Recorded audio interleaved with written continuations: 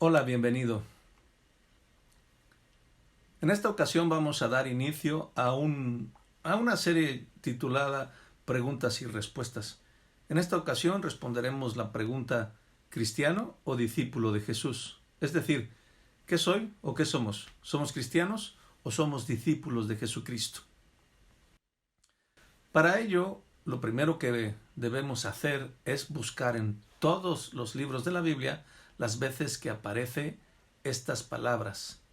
En segundo lugar, lo que haremos será conocer la descripción o la etimología de cada palabra. ¿Qué significa cristiano? ¿Qué significa discípulo? ¿Cómo y por qué se traduce de esta manera? En tercer lugar, veremos el contexto, las veces que se mencionaron dichas palabras. Por último lugar, sacaremos una conclusión. La finalidad de estas preguntas y respuestas es para que nosotros podamos enseñar a nuestros hijos.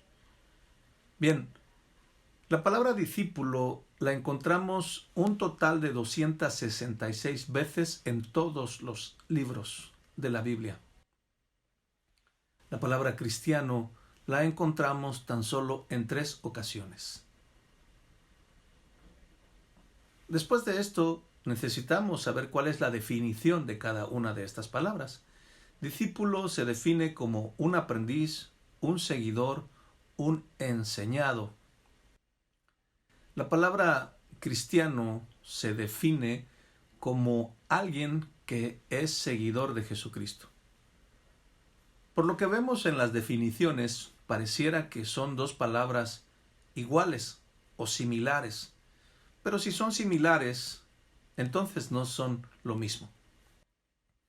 Como paso número 3 veremos el contexto, es decir, en dónde y en qué momento se dieron estas palabras.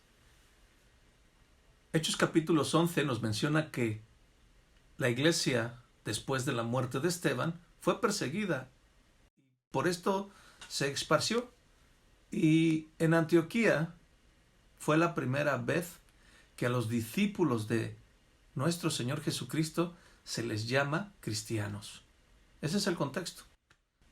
La segunda ocasión que encontramos la palabra cristiano la vemos delante de Agripa, es decir, Pablo estaba defendiendo su causa, cómo fue él transformado, cómo fue convertido, cómo fue llamado y cómo fue enviado a los gentiles. Y Agripa le responde, por poco me persuades a ser un cristiano.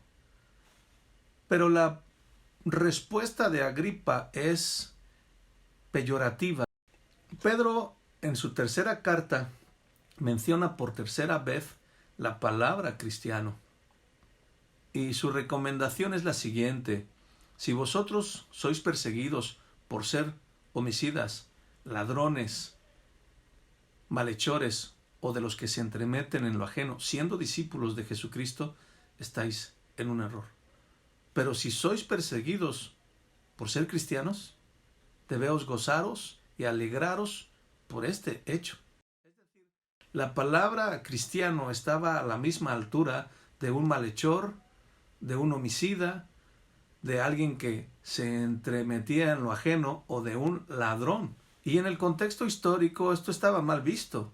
La gente que era seguidora de Jesús no estaba contemplada como alguien que tenía un rol o un papel dentro de la sociedad para el bienestar de ellos, sino por el contrario, vemos que por acusar, ¿verdad?, a la sociedad de su corrupción, pues estorbaban en aquella época, y sigue siendo lo mismo en esta época si somos discípulos de nuestro Señor Jesucristo.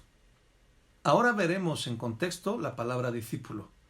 Como hemos visto 3 ocasiones la palabra cristiano, solamente trataremos en 3 ocasiones la palabra discípulo. La primera la encontramos en Mateo capítulo 5.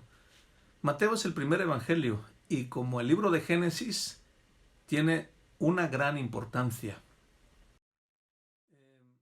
Mateo describe en el capítulo 5, versículo 1, que nuestro Señor Jesucristo ve la multitud sube al monte y entonces sus discípulos se acercan y a ellos les habla el sermón del monte. Es decir, discípulo tiene una implicación.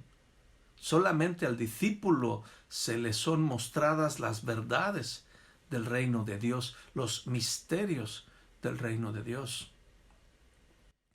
La segunda ocasión que encontramos la palabra discípulo la vemos en el Evangelio de Juan, en el capítulo 8.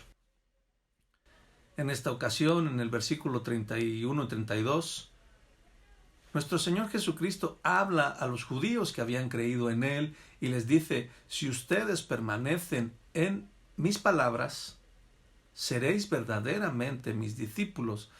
Lo que quiere decir es que no basta con creer que Jesús es el Mesías, sino que se necesita ser un discípulo. Y para ser discípulo, lo que nuestro Señor Jesucristo está diciendo es que se debe permanecer en sus enseñanzas, es decir, en la vida que Él nos enseñó a vivir. Por lo que vemos que discípulo tiene la implicación de responsabilidad delante de nuestro Maestro. Después de esto les dice: si ustedes permanecen en mis palabras, seréis verdaderamente mis discípulos y conoceréis la verdad, y la verdad os libertará. Es decir, solamente el discípulo de Jesucristo conoce la verdad, y esta verdad que conoce tiene el poder de libertarle solamente al discípulo. La tercera vez que encontramos la palabra discípulo la vemos en Juan capítulo 15. Nuestro Señor Jesucristo estaba enseñando a sus discípulos que Él era la vid verdadera y que cada uno de nosotros somos esas hojas o esas partes de la vid que permanecen en Él. Y nuestro Señor Jesucristo dice: en esto es glorificado mi Papá, en que llevéis mucho fruto y seáis así mis discípulos. Es decir, un discípulo necesariamente lleva fruto. Hay una implicación totalmente distinta. El discípulo necesariamente debe llevar fruto, ya que llevando fruto, el Padre que envió al Hijo es glorificado. Por lo que en este contexto, la palabra discípulo tiene una implicación voluntaria de la persona que se somete para ser aprendiz de dicho maestro. La conclusión a la que llegamos es que nosotros somos discípulos y no cristianos. Y si en determinado momento se nos debiera llamar cristianos o alguien externo a la familia de Cristo nos llama cristianos, es porque ve que hay fruto como discípulos de nuestro Maestro. Por otro lado, después de todo esto, surge otra pregunta. ¿Puede el discípulo ser como su maestro? Esto lo veremos en la siguiente cápsula. Hasta pronto.